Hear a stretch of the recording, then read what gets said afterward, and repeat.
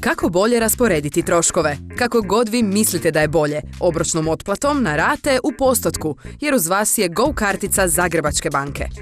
GoCard Mastercard kartica prihvaćena je u Hrvatskoj i u cijelome svijetu. Na 32 milijuna prodajnih mjesta i 2 milijuna bankomata i isplatnih mjesta.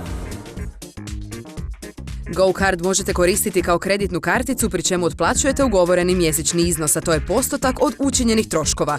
No postoji i druga mogućnost.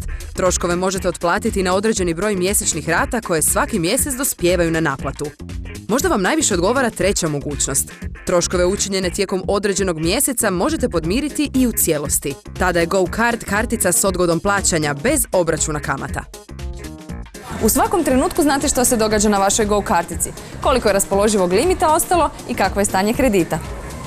Informacije su vam dostupne e-zabom, m-zabom, ZABA SMS-om i pozivom govornom automatu. Na posebno označenim prodajnim mjestima u Hrvatskoj, a ima ih više od 11.500, Go karticom možete kupovati obročno od 2 do 12 obroka i to bez naknade, kamata ili bilo kakvih dodatnih troškova. Go kartica donosi vam uštede svakog dana jer gdje god provukli svoju karticu, dobivate bodove u Multiplus Card programu, a za njih dobivate nagradne kupone. S Go karticom možete planirati svoje troškove, a možete si dopustiti i veće planove, jer Go kartica se prilagođava svemu, a ponajprije vama.